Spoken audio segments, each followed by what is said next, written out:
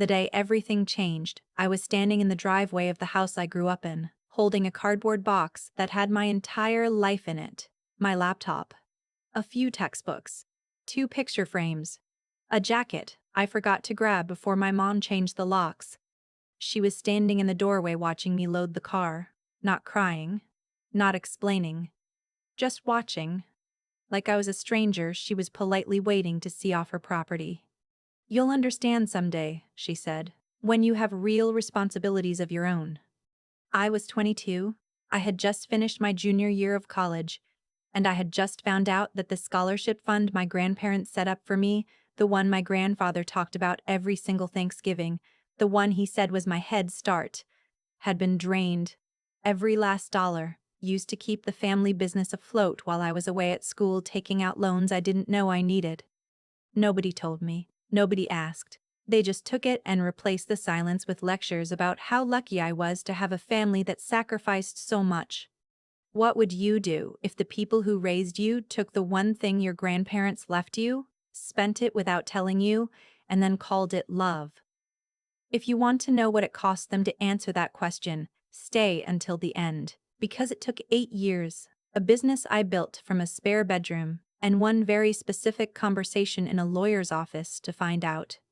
I didn't cry on the drive away from that house. I just kept both hands on the wheel and stared at the road and thought, okay, okay, figure it out. Those were almost exactly the words my mom had said to me 2 days before, when I came home for the summer and found out the tuition bill for my senior year was sitting on the kitchen table with a sticky note that said we need to talk. My grandfather's fund was supposed to cover my last 2 years. It was gone. They had quietly refinanced their equity line, and when that ran dry, they started pulling from accounts that weren't theirs to pull from. They didn't tell me because, as my mom explained it, they didn't want me to worry. They needed me focused on school. What they needed was for me not to ask questions. "You can take a gap year," my mom said, like she was offering something. "Get a job, save up, come back when you're ready." Lots of people do it. My dad sat at the kitchen table through all of it without saying a word. He was good at that, being present without being there. My older brother, he was 4 years ahead of me, already working, already done. He pulled me aside that night and told me not to make it into a thing. "They're stressed," he said. "The business is struggling. Just give them some grace." I had been giving them grace my whole life. Grace was what I called it when I picked up extra shifts all through high school to help cover groceries without being asked. Grace was what I called it when I deferred my first choice school to stay in state and save them money. Grace was apparently something I owed indefinitely, with no expiration, no receipt, no acknowledgement it was ever given. So when my mom said, "Figure it out," I did. I drove back to my college town and called my friend Pauline, who let me sleep on her couch for 2 weeks while I found a room to rent. I got a job at a copy and print shop off campus, the kind of place with fluorescent lights and a broken espresso machine in the break room and a manager named Gary who was deeply unbothered by everything. I liked Gary, he left me alone. I showed up on time, I learned the equipment, I stayed late when he asked. I finished my senior year online, part-time, stretching the last of my credits over 18 months instead of one. I worked full-time. I ate a lot of pasta. I did not call home. They called me twice in those first 6 months. Once to ask if I was okay, a conversation that lasted 4 minutes and ended with my mom saying she hoped I was learning some perspective. Once at Christmas, which I spent working a double shift so the full-timers could have the holiday off. I did not return that call. Here is something nobody tells you about cutting contact with your family. The silence is loud in a specific way. You get used to the absence, but every time you do something, every small thing, every shift you pick up, every bill you pay, every night you cook for yourself and feel weirdly proud about it, there is a moment where you reach for the phone to tell someone, and then remember there is no one to tell. That part is its own kind of grief. I dealt with it by documenting everything. I started keeping a running note on my phone, not a journal, not anything I planned to share, just a log. Got a raise. Moved into a studio. Found a free design course online and finished it in 3 weeks. Got my first freelance client through a job board. It wasn't much, it was mine. Pauline worked in marketing and would sometimes let me shadow her at events. She was the kind of person who just moved through the world very efficiently. No drama. No wasted motion. She had a good eye and she had connections and she was generous with both. She introduced me to people. She pushed me toward things I would have talked myself out of. "You're better at this than you think you are," she told me one afternoon after a client presentation I'd helped her put together. "You have a way of making things feel trustworthy. Like you mean it." I did mean it. That was the thing. I had stopped performing for people who wouldn't give me credit for it anyway. Whatever I was doing now, I was doing because I wanted to do it well. By year 3, I had a small but consistent client list doing content and brand work for local businesses. By year 4, I had a business license, a real website, and enough work to quit the copy shop. I named the company Groundwork because that's what everything I had done felt like, laying ground, starting from the actual bottom and building something that couldn't be pulled out from under me. It was slow. I want to be honest about that. There were months where I moved money between accounts to cover rent and prayed nothing hit at the wrong time. There were projects I took that I shouldn't have, clients who were difficult and underpaid me, late nights where I questioned everything, but I kept the log, I kept adding to it. And somewhere around year 5, when I looked back at the beginning, I realized I had built something real. The thing that changed everything, at least publicly, was one video.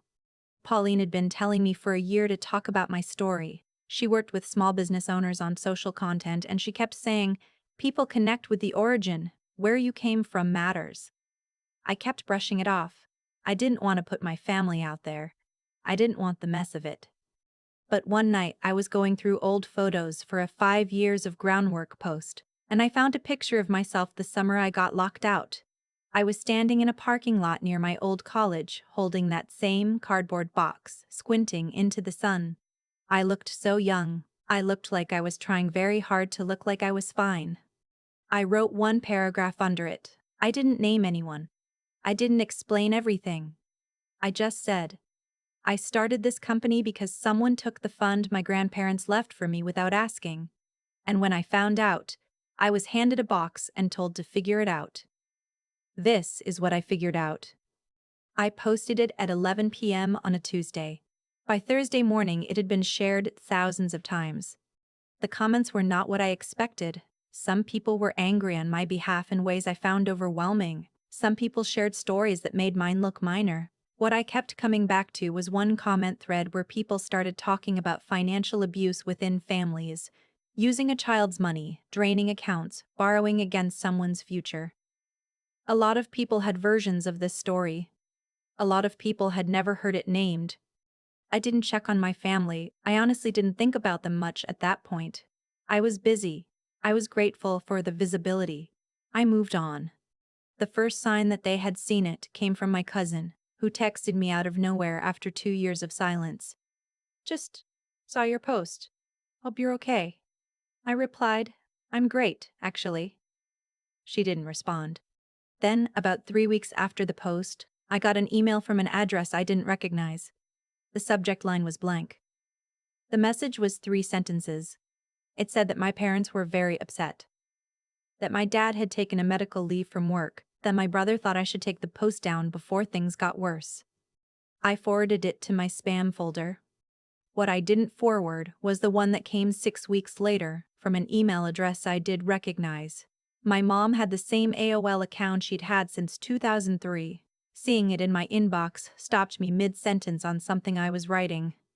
I didn't open it right away. I made coffee. I walked around my apartment. I sat back down and opened it. She wrote a lot. It was disorganized in a way that felt real, not scripted. She talked about how hard the last few years had been financially. She mentioned my dad's health, that the stress had caught up with him, that his hours had been cut. She said the business, the one they'd been propping up for a decade, had finally folded. She said people from their community had started treating them differently since my post, that she'd lost a committee chair position at church, that my dad's friends had gone quiet. And then, near the end, she said, I know what we did wasn't right. I should have told you about the fund. I should have asked. I've been carrying that for a long time. I read that line 4 times. Then I read the part that came after it. But I'm asking you to take the post down. We are really struggling, and I think if you just explained that it wasn't the whole story. I closed the email. I didn't respond for 2 weeks. When I did, I kept it short. I told her I had read everything she wrote. I told her I was not taking the post down. And I told her that if she wanted to have a real conversation about what happened, not about optics, not about what I should do for them, but about what actually happened, I was open to that. But it would be on my terms, and it would involve my attorney. She replied the next morning, "Okay, tell me when and where." I had been working with an attorney named Bridget for 2 years at that point, mostly for contract work and business formation. When I called her and laid out the background, the fund, the amount, the timeline, the fact that I had taken out loans I wouldn't have needed if the money had been there, she was quiet for a moment. Then she said, "Do you have any documentation? Letters from your grandfather, account statements, anything your parents sent you at the time?" I had one thing. A card my grandfather gave me when I turned 18, the year before he died. In it, he mentioned the fund by name, gave the approximate amount, and said it was for my education and my future, no conditions. I had kept it in a box with other papers from college. I had not thought of it in years. "That's enough to start," Bridget said. "Let's talk about what you want to walk out of this with." That question sat with me for a week. What did I want? I opened my old log. I scrolled back to the beginning. All those small entries, all those nights I had marked something down just to prove to myself I was still moving. And I thought about my grandfather who worked for 40 years at a job he didn't love because he believed in giving the people he loved a head start. Who put money away from me specifically because he could tell, even when I was small, that I was going to need it more than anyone else did. That money wasn't my parents' to decide about. It was never theirs. They took it because they could. Because they assumed I would never be in a position to do anything about it. I knew what I wanted. We met in Bridget's conference room on a Thursday afternoon. I arrived 30 minutes early. I brought Pauline, who had by that point been my business partner for 2 years, and who insisted on coming the same way she had insisted on most things that turned out to be right.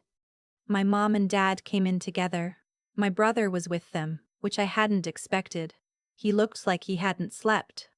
My dad had aged in ways that were hard to look at directly, not because I felt sorry for him, but because it was disorienting. The last time I'd seen him in person, he was younger than I was now. My mom started to say something about how good it was to see me. Bridget cut in very gently but very clearly. "Let's get started." She laid out 3 documents on the table. The first was a repayment agreement. Bridget had calculated the original fund amount, adjusted for inflation and the interest I had paid on loans I wouldn't have needed otherwise. The total was not catastrophic. It was not comfortable. My parents looked at it the way people look at something they were hoping would be smaller. "We don't have this," my dad said.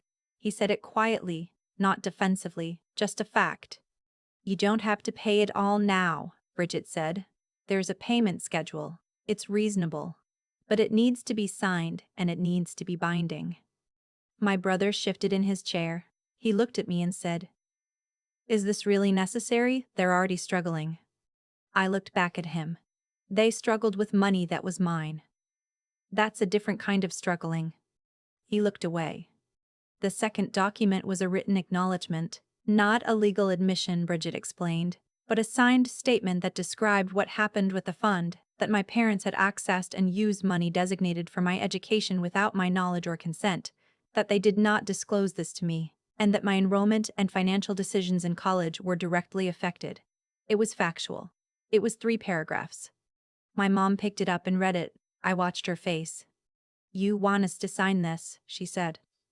"Yes," I said. "Why? Who is this for?" "It's for me," I said. "For the same reason you kept quiet about what you did for 4 years. Because the version of the story where it never happened, where I was just dramatic and ungrateful and difficult, I'm done with that version. I want the real one in writing." She set the paper down. She didn't say anything for a long time. Then she nodded once and picked up the pen. My dad signed without speaking. My brother did not sign, it wasn't his to sign, but he sat there and watched, and I think that mattered in its own way. The third document was the one I had thought hardest about. It was a request, not a demand, and Bridget had been very precise about the distinction. I was asking my parents to sit down with me, once, on camera, for a conversation that I would produce and control. Their faces could be obscured, their voices could be altered. I would share nothing without their written approval. But the conversation would happen, and it would be honest, and the record would exist.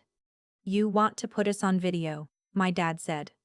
"I want the truth on record," I said. "You can decide later if anyone else ever hears it. But I need to hear you say it out loud." My mom's hands were very still on the table. "What would you ask us?"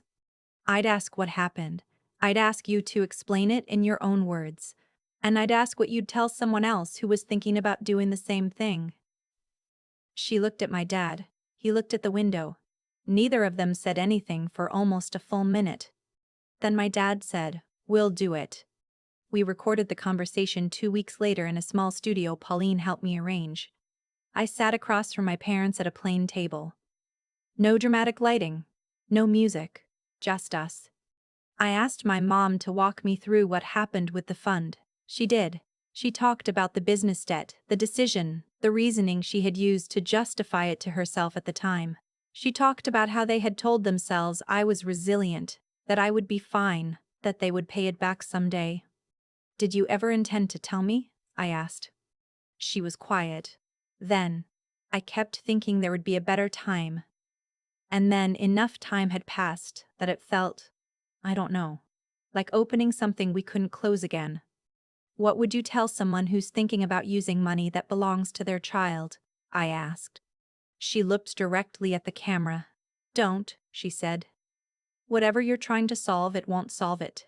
And you will lose more than the money. You might lose them completely." We almost did.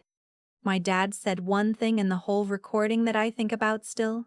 He said, I kept telling myself it was still family money, that it didn't matter who it was technically for. But it did matter. It mattered to her, and we didn't care about that enough. When it was over, we sat in the room for a little while. Nobody rushed out. My mom asked if she could see my office sometime. I said maybe. I meant it loosely. It was not an invitation, but it was not a door closing either. They approved a version of the video 8 months later. Pauline edited it carefully.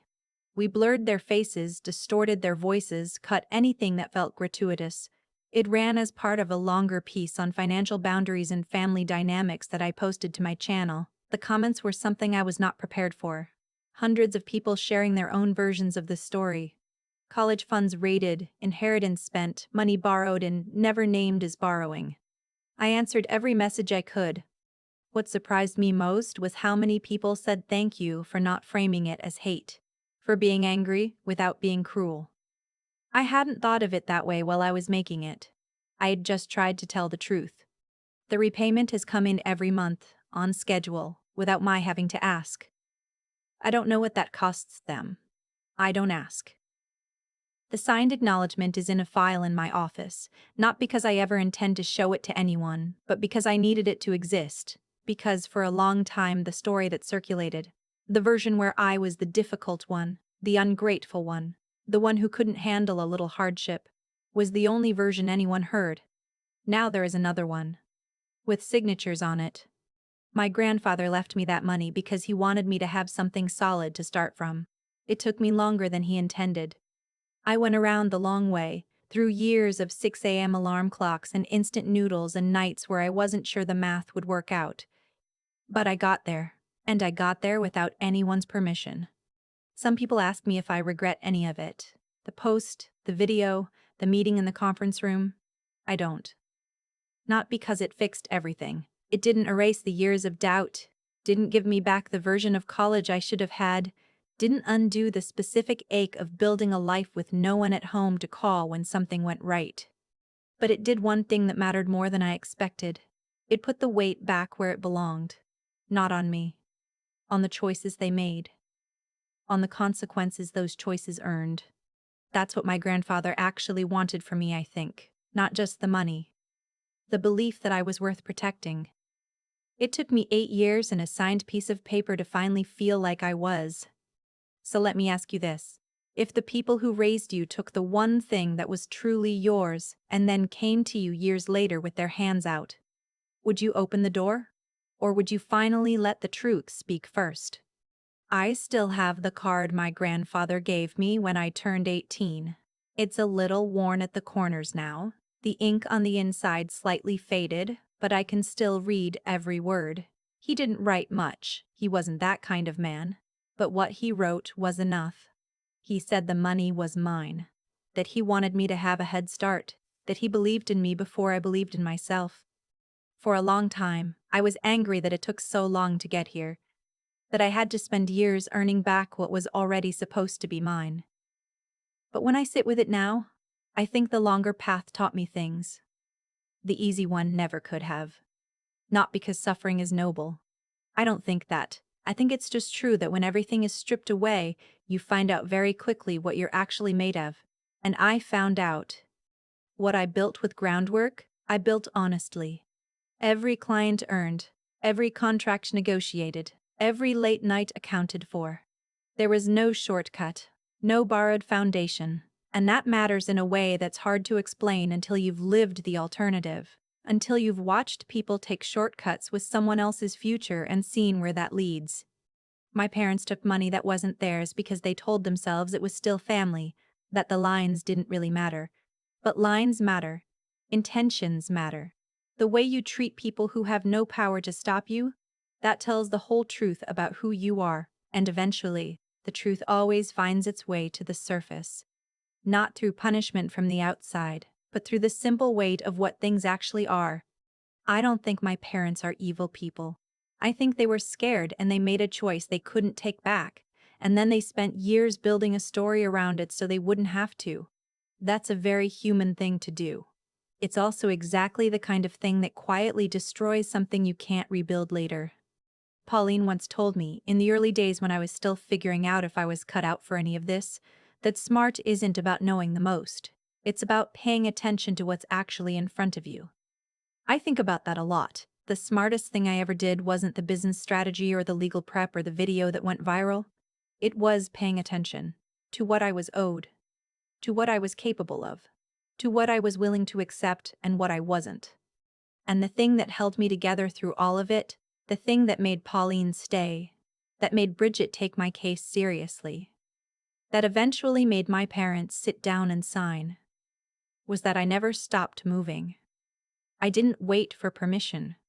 I didn't wait for an apology before I started. I just kept going, one entry at a time, one client at a time, one quietly logged morning after another. That's what my grandfather was really giving me, I think. Not just money. The message underneath it, you are worth protecting. You are worth investing in. You deserve a real start. It took me 8 years to cash that in. But I did. And if you're somewhere at the beginning of your own version of this, hands shaking, door closing behind you, no idea how the math works out, just start the log. Write it down. Keep going. The people who counted you out don't get to write the ending.